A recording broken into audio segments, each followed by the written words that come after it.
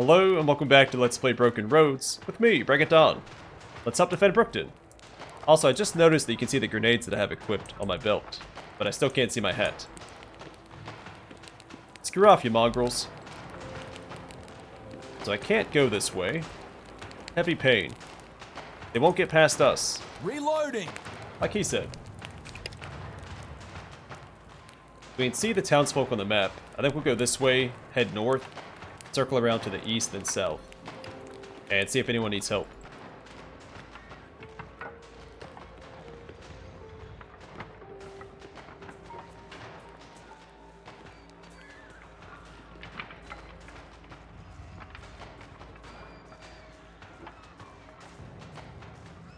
Screw off. You want to make me a target? I'm sorry that I care too much.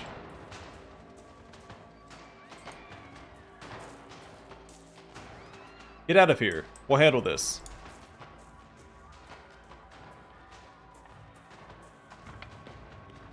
Hey, buddy. You might want to get out of that tower. It's about to get real warm up there. I'll keep the gate clear. You get to safety. Looks like Mick and Jess are about to run. Bob and Don are straining at their harnesses, almost overturning the cart. Mick is shouting at Jess over the rattle of gunfire. We're not leaving until we've got a few more people clear. They spot you at the same time. Let's go. Jess's voice cuts through a sudden silence. I said not yet.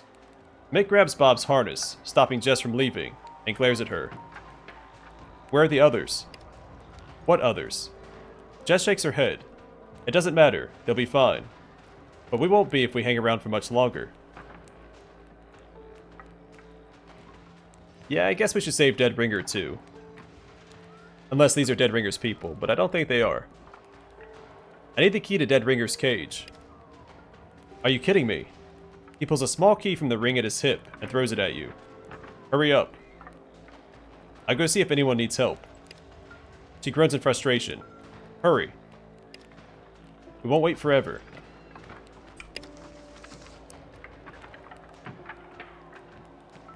So I'm guessing we can rescue the people up here.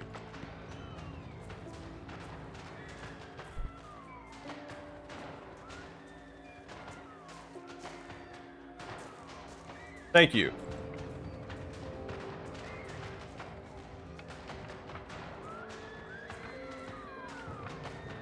Okay, thank you. Sorry. Thank you.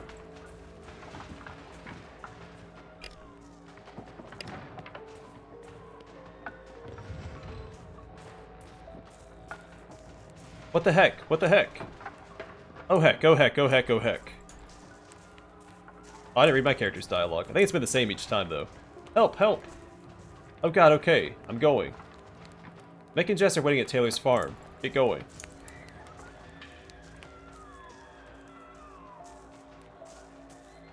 Thank god. Sobs.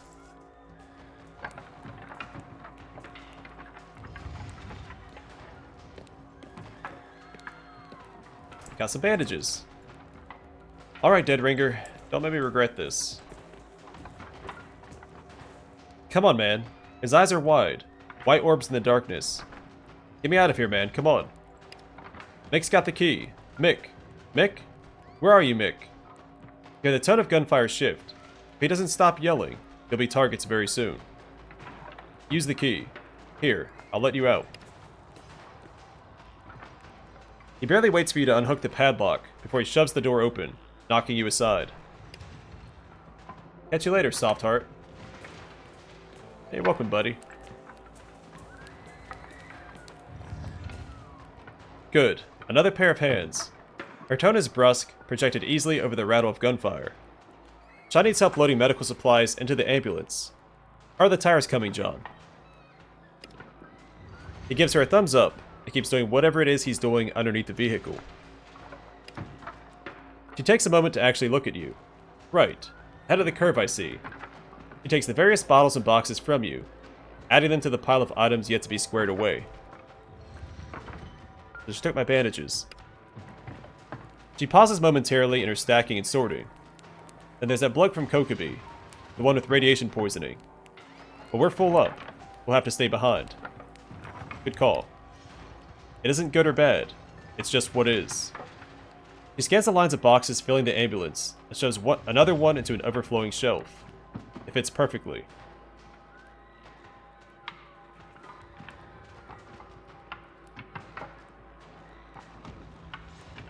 The options 2 and 3 are a little odd. She never said that radiation poisoning wasn't curable.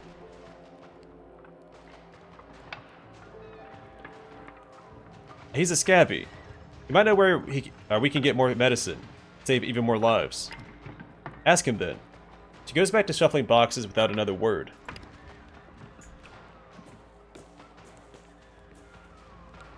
Let's do what we need to do and get out of here. Talk to Sarah if you need something, mate. Sid Thompson. He's sitting up, his face a pale oval in the darkness. I thought I was feeling better, but now I'm not so sure.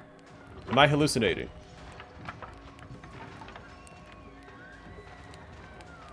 Mate, this is really important. You know where to get medicine. Anywhere at all. He looks up at you, expression guarded. I might know a thing or two about that, yeah.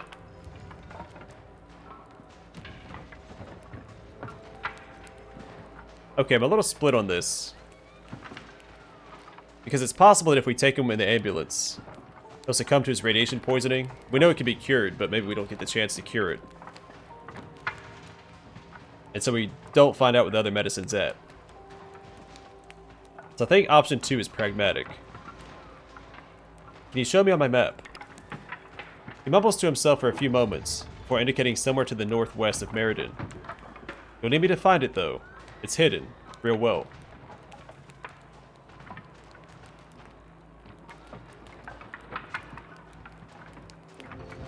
Great. That'll buy you a spot. Let's get you into the ambulance. He simply nods, then raises his arms to you like a child. You help him up, and he shuffles towards the ambulance.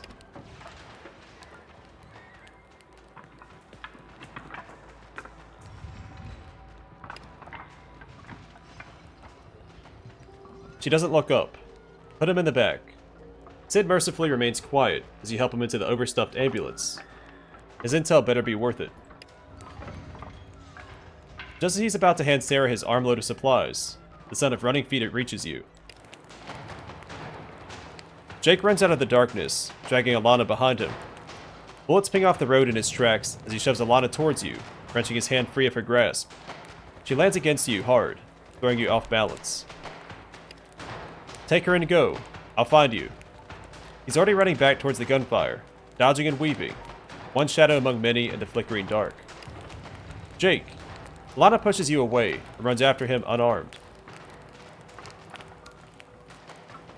Chase after her. She's defenseless. You catch up with Alana quickly and grab her arm. Let go of me. Her screams draw gunfire to your position. You feel a searing line of pain as a bullet grazes your leg.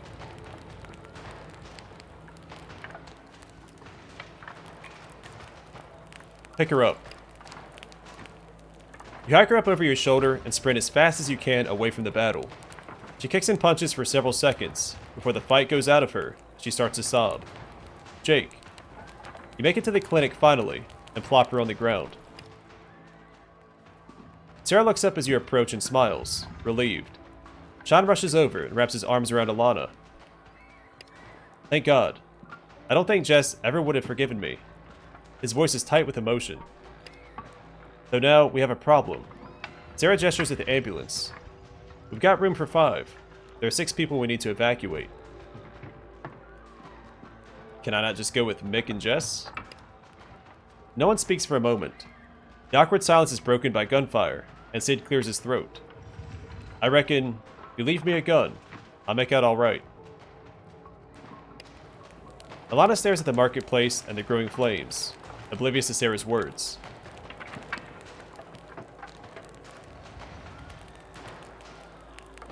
Yeah, we're not going to leave someone behind for medical supplies. I'll take out some of the medical supplies. We can all fit. Sarah frowns. If it was just a matter of a few bottles and jars, I'd be right with you. But unfortunately, we just can't fit another human being inside there. I'm sorry. Does anyone have a gun they can spare? Here. Sarah hands Sid a pistol she had tucked in her belt. It's not much, but it should do some damage if you know how to use it. Ta. He takes the pistol, holding it loosely in one hand. Come on. Sean takes Alana's hands and leads her into the ambulance. Jake knows where to find us. With one last look towards the burning marketplace, she allows herself to be pulled inside. Bloody hell. Without warning, the raiders were just there, cutting people down as they ran, eviscerating anyone who didn't, and burning everything else. Brookton was a growing community, making the most of a shitty situation after the world went and fucked itself. Brookton was, with no hope now. People scattered and ran, some were found too late. Many weren't found at all. Morning comes, cold, with a hint of fire on the horizon as you cross the vast red desert. The pale faces of the survivors who reached Bally Hall were ovals of white in the darkness when you left, watching as you, Mick, Ella and Mad begin your trek towards the answers none of you were sure you wanted to find. Smoke no longer rises from Brookton. The visiting winds have carried it away in the night. You listen for the cries of the wounded, but hear only silence.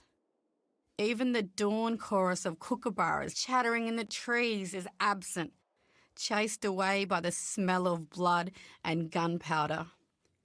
Mick leads you through the gate, then stops. That's when the nightmare becomes real. Okay, so it seems like our two groups met up, which further reinforces the question. Right.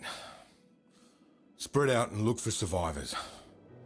Scouts will hold up around the pub, last time I saw. Yeah, it reinforces the question why I couldn't go with Mick and Jess and put Sid in the ambulance. He looks around Brookton, his eyes betraying only a fraction of what he must be feeling. He points towards the marketplace. He points towards the clinic. You said you and Sarah left by the south gate. Might still be some supplies to collect. So, he turns to you and you feel the full intensity of his gaze. You've proven yourself capable in a pinch. Where do you want to start?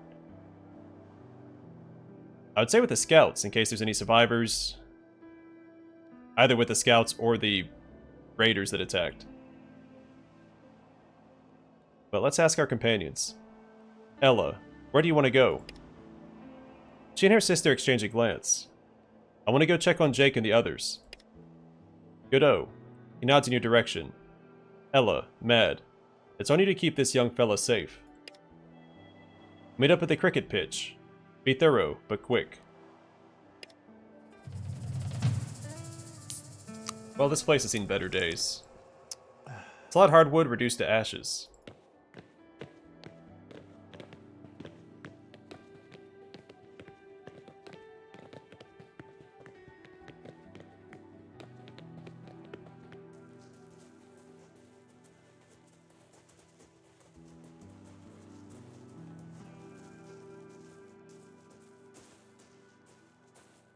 Shotgun a hammer. Good for hitting people or nails on the head. Now let's look at our companions. So she has a brown hood. Keeps you safe from a mean sunburn. Boosts critical hit and dodge chance by 10 points each. And some bandages. Hunting knife, an SR-98. Standard Australian Army SR-98 sniper rifle. Incredibly effective at range.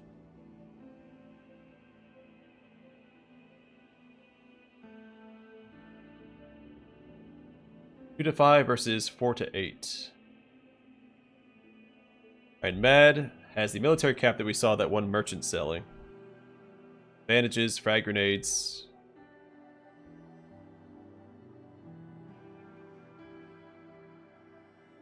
A standard shotgun, and Mad's bat. Mad constructed this bat herself because nothing else she could find was packing enough punch. Does 7 to 12 damage. 32% chance of knockdown. What do we have on ours? 32% chance of bleeding.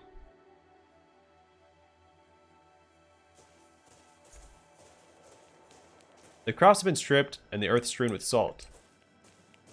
Seems like a little much. But if it was the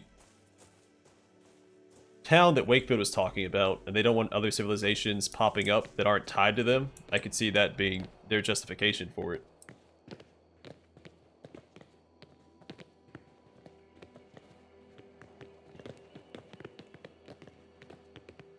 I feel like it'd be odd for regular raiders to do that, because I feel like they'd want, again, they may not have that foresight, but they'd want the town to stay there so it could come back and they could raid it again.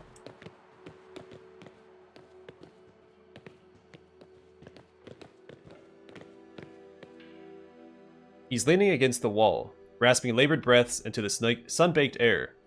He sees you approach, but can't quite focus on your face, and barely lifts his hand in a wave. Beer's not even cold. He leans his head back against the pub wall. Reckon I'll have to give Sal a good talking to.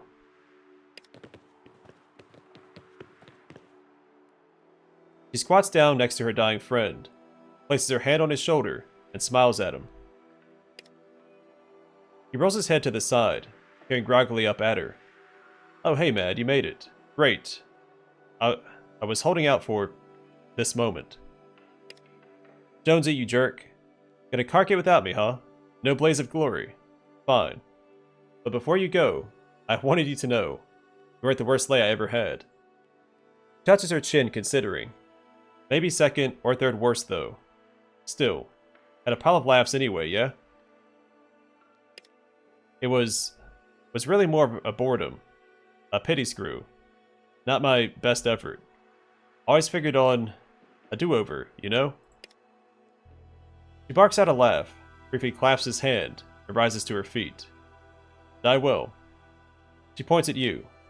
Make it quick and painless. He's earned it. Why me? She gives you a measured look. You grew up with him?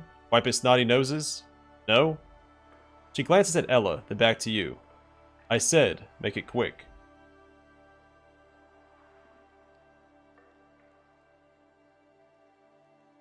Should we call Mick over first? She glances at Ella, who shrugs. Jonesy indicates a similar ambivalence. You can hear the fluid bubbling in his lungs as he breathes. Oi, Mick! Her shout startles some nearby crested pigeons, and they take off with a smattering of high-pitched squeaks. Get over here. You hear running footsteps, and he arrives, face flushed. Then he stops, mid-stride. Oh, my boy. Look what you've gone and done to yourself. He shakes his head and takes the rest of his step. Hey, Dad. I did not realize that was his son. He raises his bloody fingers in a salute. You should see the other guy. He kneels down beside his son. Jake? Dreamer? Jonesy shakes his head, the movement limp and uncontrolled. Mick looks down, his lips pressed into a thin line. Dad, I saw my parents afterwards. Always figured you'd take me out too. Looked a bit different in my head though. He offers a lopsided grin. Mick's grip on his belt tightens, knuckles showing white. Remain silent. He draws his pistol and places it against Jonesy's chest. Love ya, you no-good delinquent.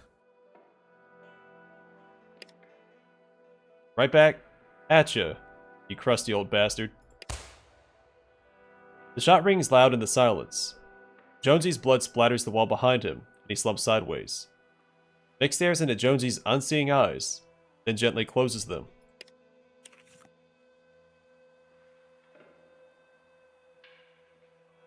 We've got enough to be getting on with. Keep moving.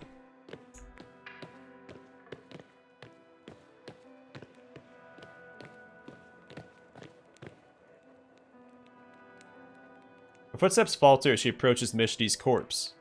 Her face remains an impassive mask as she examines the bullet wounds at throat, neck, and thigh. Two spots of color rise in her pale cheeks as she consciously moves her finger from the trigger of her gun to the guard. Matt steps forward, her jaw set in determination. L. Don't! The word rings out in the silence like a slap to the face. Matt doesn't wince, but withdraws. She walks away without another word.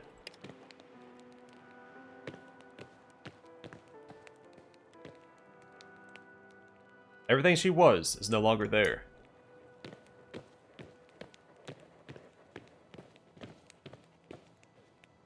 Sally's leg. If you needed to, you could either use it to kick a footy or use it to bash someone's skull in. It does 3 to 8 damage and has a slightly better chance of knockdown. At 43%, but seems a little disrespectful to use that.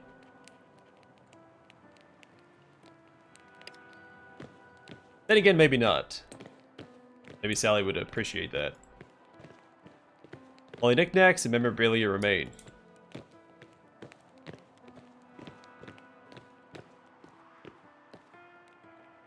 Neither of the sisters slow their steps as they approach their cousin's lifeless body. Matt shifts her weight, and for a moment, it seems like she might give him a kick for good measure, but she restrains her impulse after a glance at Ella. Well, this sucks. She chews on the inside of her cheek, staring through Jake's bloodless face. It really sucks.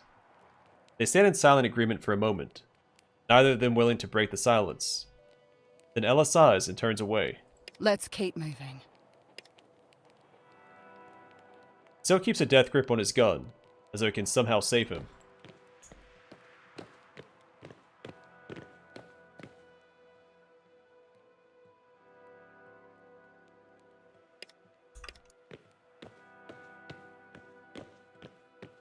I think this was the guy in the watchtower over here.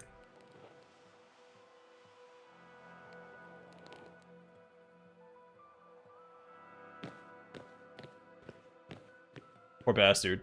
Deserved better. Didn't they all?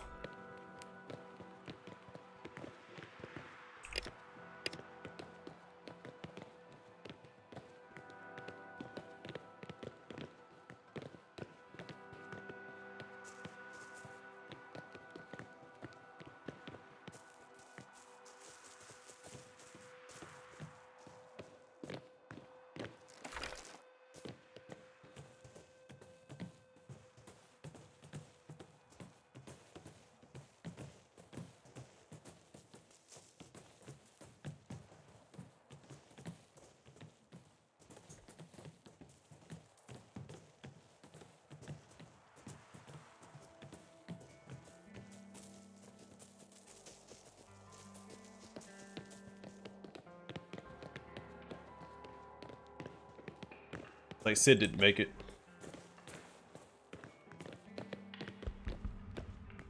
Immediately, you can tell that the clinic has been picked clean. Any empty bottles have been smashed, the ground a multicolored kaleidoscope of wanton destruction. He sprawled on the floor, Sarah's pistol still clutched in his cold, lifeless hand. From the blood spatters in the doorway, you gather he took his attackers by surprise, even if it wasn't enough to save him. Take the pistol. It takes some work to pry his fingers loose. Eventually, you unhook his death grip, and his hand falls heavily to the floor. Sarah will want that back. Her tone is mild, but the implication is clear. You want to look around a bit, or are we done here? Let's take a few minutes to search.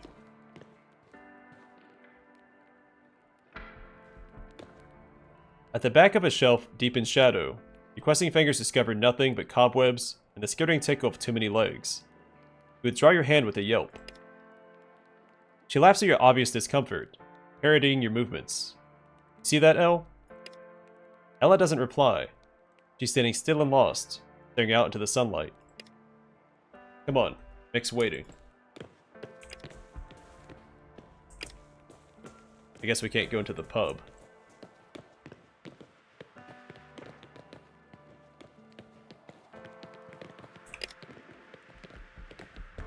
Sarah's pistol is just a regular pistol, it looks like, and I might equip a... No, I'll keep the pistol. 1 to 8 optimal range versus 1 to 6. It's be a slightly better range option if I need it. The shotgun might be a little redundant with the melee weapon.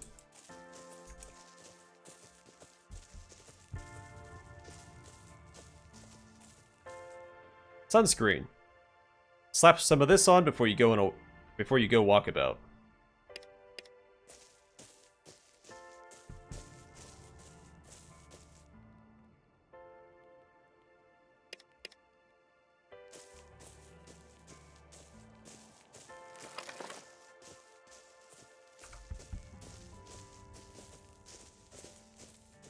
Hey, mate.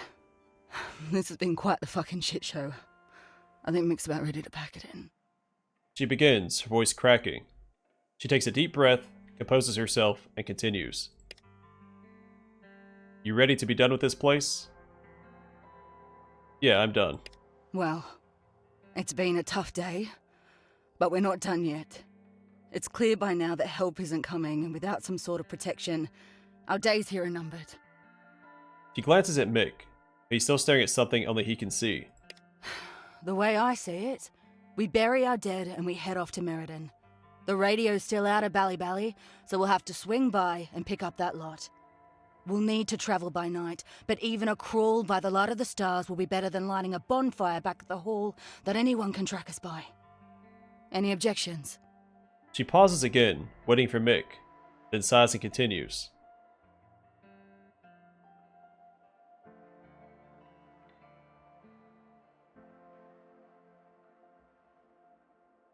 Bally Hall seems well fortified. Why can't we just stay there? No space, not enough ammo, not enough Tucker. She counts off the points on her fingers.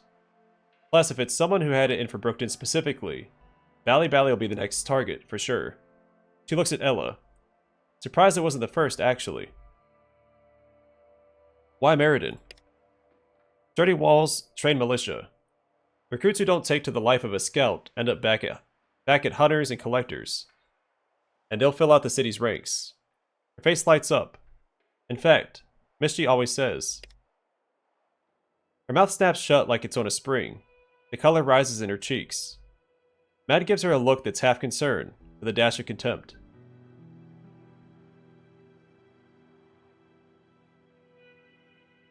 Sounds like the place to go then. Yeah. She turns away and scrubs her forearm across her eyes. We've got some graves to dig first, though.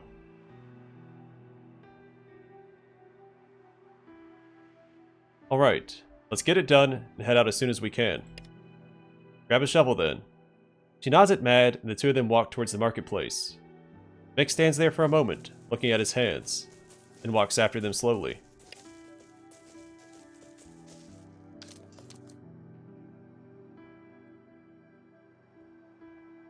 It's never easy to say goodbye before you're ready. Especially when you thought you'd have more time. Her voice is raw, like she spent the last few hours swallowing glass. She stares at the mounds of dirt, unseeing. She shifts slightly, watching the horizon, hands on her gun. I've still got a lot to learn. Jake was the best of us. Jonesy kept us light and misty. She clears her throat. Words fail her. Remain silent. She would have known exactly what to say. She wipes her eyes with the back of her hand and gives a shaky sigh. We have to get moving. His voice is as hollow as his gaze. Pity party's over. He walks away without a backwards glance. Subdued, Ella and Mad follow behind. You take off into the wilderness, walking by night until you've put a couple of days' distance between you and the flames. No one talks, or if they do, it's all in whispers. You have enough food, just enough, for now. Suddenly, a crack, like the sky breaking in two. You look up at the cloudless vault, but Mick's caught the tail end of it through his binoculars. Pick up the pace, is all he says.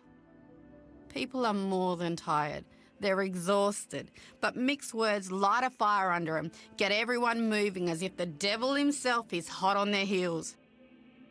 Then again, looking at the rising plume of dust and smoke ahead of you, maybe it's not the inferno you left behind that you need to worry about.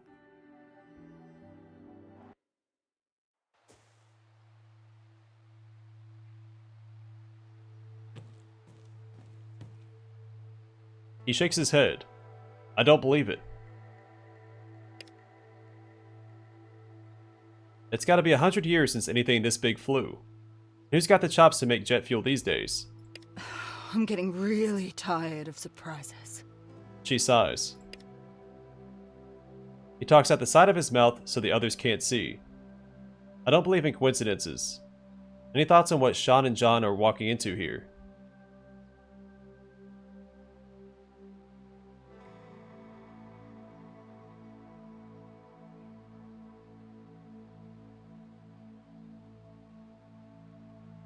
Whoever did this wasn't working alone.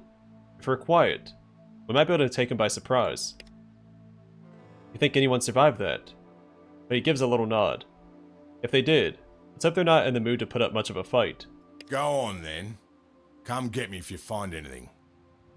The little energy the crisis gave him seems to have dissipated suddenly.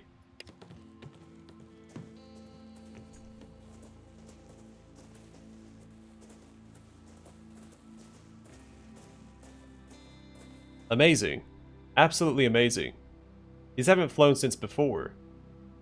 But how the hell did this get here? Too bloody right. What a beaut, eh? I've had a little poke around, but still can't quite make heads or tails of it. A voice calls out.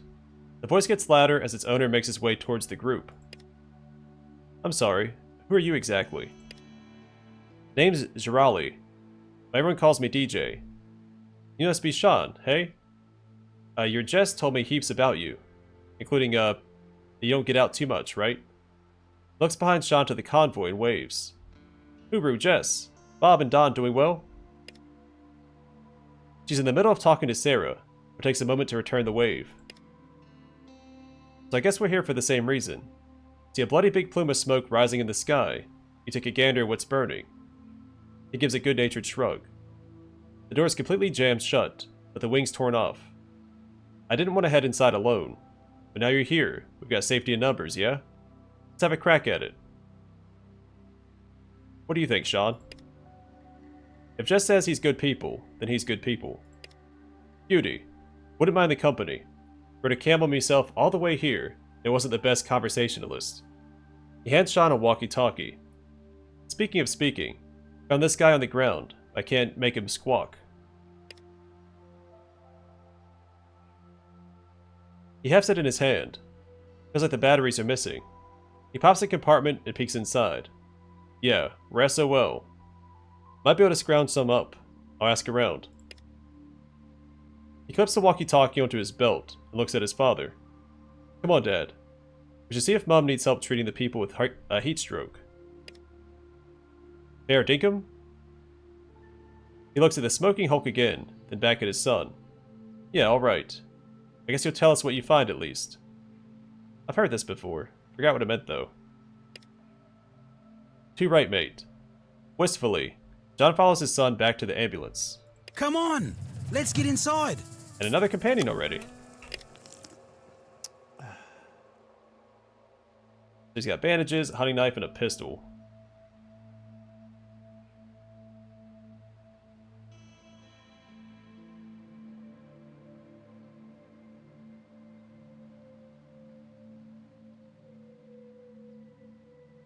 I'm not sure if these are permanent companions, if they're going to swap out as the narrative continues. So I'm a little hesitant to just give them stuff.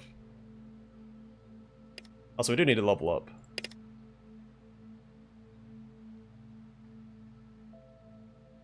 Alright, so I want to get strength to 15, and then I'll probably focus on charisma to 10, and then maybe a few points into resolve.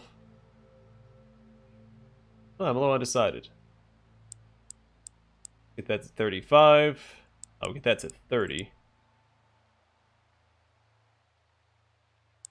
Leadership to 40. Or sorry, to 30. And I guess we'll leave it there. I still want to put points into punt, but I want to round these out as well. Oh, we're also level 4. Fantastic. I'll point in strength. We'll get this to 40. 35, and...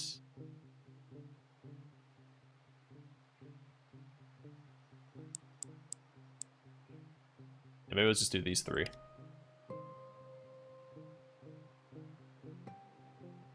Alright, so her stuff is auto-assigned already? Okay. Agility is her main attribute. She almost has 50 points in shooting mastery.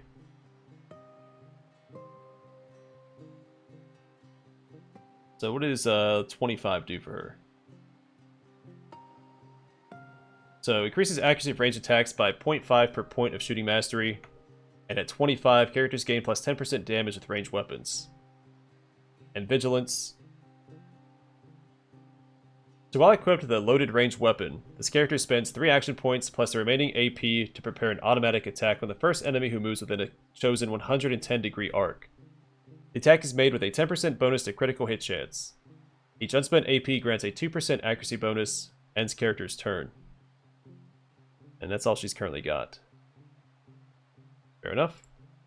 Then Mad already has 52 melee mastery. So she's kind of taking my role. Which isn't a terrible idea, having 2 tanks like that. So, once you hit 50 melee mastery, you get characters gain 15% damage with melee weapons and a 5% bonus to critical hit chance. So strength is her primary attribute, followed by resolve and intelligence. No, awareness is after resolve. And agility is also at 9. Okay. It might be worth putting more points into agility on my main character as well for action points. Alright, DJ here. Like he has fairly lackluster stats across the board, right? He's got Barbican though. And biology. It allows the use of items that cure negative conditions, and 10% chance that the restorative item won't be used up. Alright. Works for me, I guess. Because we only have... what, 4 action points?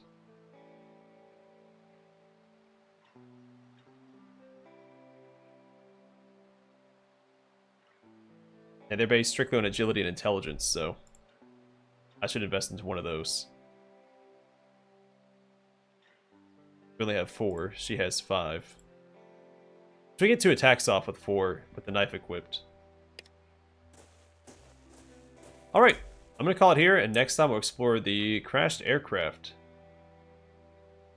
And see what it's all about. But for now, thanks for watching. Hope to see you guys in the next one.